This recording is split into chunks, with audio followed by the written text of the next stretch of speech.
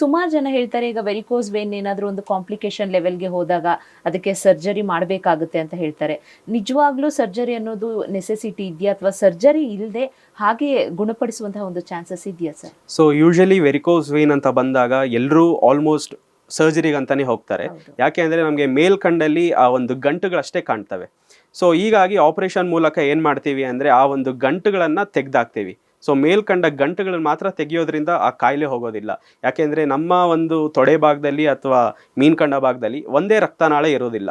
So ಹಾಗಾಗಿ ಒಂದು ಗಂಟನ್ನು ತೆಗೆದು ಬಿಸಾಕಿದ್ರೆ ಇನ್ನೊಂದು ಗಂಟಲ್ಲಿ ಸಹ ಇನ್ನೊಂದು ರಕ್ತನಾಳದಲ್ಲಿ ಸಹ ಆ ಗಂಟನ್ನು ನಾವು ಕಾಣಬಹುದು. ಸೊ ಏನಂದರೆ ನಾವು ಫಸ್ಟು ಅದೊಂದು ರೂಟ್ ಕಾಸ್ನ ಫೈಂಡ್ ಔಟ್ ಮಾಡಿ, ಸೊ ಒಂದು ಆ ವ್ಯಾಲ್ವಲ್ಲಿ ತಪ್ಪಿದೆಯಾ ಅಥವಾ ರಕ್ತನಾಳ ಫಂಕ್ಷನಲ್ಲಿ ತಪ್ಪಿದೆಯಾ ಅನ್ನೋದು ನೋಡಿ ನಾವು ಆ ಒಂದು ಕರೆಕ್ಟ್ ಟ್ರೀಟ್ಮೆಂಟನ್ನು ಕೊಡಬೇಕತ್ತೆ. ಇದಕ್ಕೆ ಸರ್ಜರಿ ಅನ್ನೋದು ಸೂಕ್ತವಾದ ಒಂದು ಟ್ರೀಟ್ಮೆಂಟ್ ಅಲ್ಲ ಅಂತ ನಾನು ಹೇಳ್ತೇನೆ. ಓಕೆ ಸರ್, ಈಗ ಸರ್ಜರಿ ಸೂಕ್ತವಾದ ಟ್ರೀಟ್ಮೆಂಟ್ ಅಲ್ಲ, ಹಾಗೇನೂ ಕೂಡ ಟ್ರೀಟ್ಮೆಂಟನ್ನು ತಗೊಳ್ಬಹುದು ಅನ್ನೋದನ್ನು ತಾವು ತಿಳಿಸ್ಕೊಟ್ರಿ. ಇನ್ ಕೇಸ್ ಸೂಕ್ತವಾದ ರೀತಿಯಲ್ಲಿ ಚಿಕಿತ್ಸೆಯನ್ನು ತಗೊಳ್ಳದೇ ಇದ್ದಲ್ಲಿ ಯಾವ ರೀತಿಯಾದ ಕಾಂಪ್ಲಿಕೇಶನ್ಸ್ಗಳು ಕ್ರಿಯೇಟ್ ಆಗುತ್ತೆ? ಓಕೆ, ಸೊ ಈಗ ವೆರಿಕೋಸ್ ವೇನ್ ಅಂದರೆ ಈಗ ಯೂಶಲಿ 10 ಜನರಲ್ಲಿ 8ರಿಂದ 9 ಜನ ತುಂಬ ನೋವು ಬಂದಾಗಲೇ ಇದನ್ನು ನೆಗ್ಲೆಕ್ಟ್ ಮಾಡಿಬಿಡ್ತಾರೆ. ಸೊ ಹಾಗಾಗಿ ನಾವೇನು ಮಾಡಬೇಕು ಅಂದರೆ ಫಸ್ಟ್ ನೆಗ್ಲಿಜೆನ್ಸ್ ಅನ್ನೋದು ಮಾಡಬಾರ್ದು. ಯಾವುದಾದ್ರೂ ಒಂದು ಚಿಕ್ಕ ಕಾಯಿಲೆ ಆದರೂ ಸಹ ಅದರ ಏನಾಗುತ್ತೆ ಅನ್ನೋದು ಡಾಕ್ಟರ್ ಹತ್ರ ಒಂದು ಕೇಳಿ ನಾವು ಪಡೆಯಬೇಕಾಗತ್ತೆ.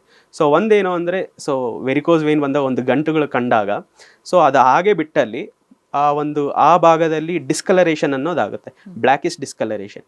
ಸೊ ಇದಾದಾಗ ಏನಾಗುತ್ತೆ, ಇದನ್ನು ನಾವು ವೆರಿಕೋಸ್ ಎಕ್ಸಿಮಾ ಅಂತ ಹೇಳ್ತೀವಿ.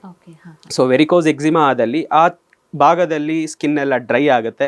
ಸೊ ಡ್ರೈ ಆದಾಗ ಅಲ್ಲಿ ಚರ್ಮಗಳು ಉದುರುತ್ತೆ. ಸೊ ಈ ಒಂದು ಭಾಗದಲ್ಲಿ ರಕ್ತ ಸಂಚಾರ ಇಲ್ಲದೆ ಹೆಬ್ಬುಗಟ್ಟಿರುತ್ತಲ್ಲ, ಅಲ್ಲಿ ಬ್ಲಡ್ ಇನ್ಫೆಕ್ಷನ್ ಅನ್ನೋದಾಗುತ್ತೆ. ಸೊ ಬ್ಲಡ್ ಇನ್ಫೆಕ್ಷನ್ ಆದಾಗ ವೆರಿಕೋಸ್ ಅಲ್ಸರ್ಗೆ ಟರ್ನ್ ಆಗುತ್ತೆ. ಸೊ ವೆರಿಕೋಸ್ ಅಲ್ಸರ್ ಬಂದಾಗ ಅಲ್ಲಿ ಕೀವು ಅಥವಾ ಬ್ಲೀಡಿಂಗ್ ಆಗ್ಬೋದು, ಅಥವಾ ಅದು ತುಂಬ ವೆಟ್ ಇರುತ್ತೆ. ಸೊ ಅಲ್ಲಿ ಡ್ರೈ ಆದಷ್ಟು ಆಗೋದಿಲ್ಲ. ಸೊ ಇದನ್ನು ಬಿಟ್ಟಾಗ ಇದರಿಂದ ಪ್ರೊಲಾಂಗ್ ಸ್ಟೇಜ್ ಏನಾಗುತ್ತೆ ಅಂದರೆ, ಆ ಒಂದು ಭಾಗದಲ್ಲಿ ಆ ಮೀನ್ಕಂಡ ಭಾಗ ಅಥವಾ ತೊಡೆ ಭಾಗ ಏನಾಗುತ್ತೆ ಅಂದರೆ ಒಂದು ಸ್ವಾಧೀನವನ್ನು ಕಳ್ಕೊಳ್ಳುತ್ತೆ.